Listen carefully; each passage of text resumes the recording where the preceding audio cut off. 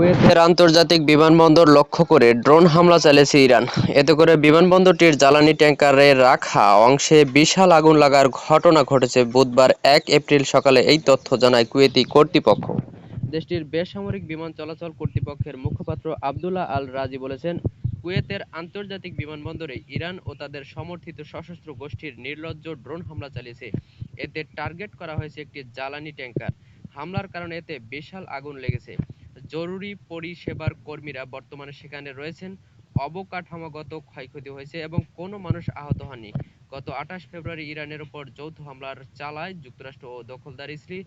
এরপর উপসাগরীয় আরব দেশগুলোতে থাকা মার্কিন অবকাঠামো লক্ষ্য করে হামলা চালায় ইরান।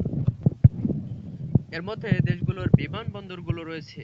ইরানের অভিযোগ, নিজেদের বিমানবন্দরগুলোকে যুক্তরাষ্ট্রকে সামরিক কাজে ব্যবহার করতে দিচ্ছে আরব দেশগুলো।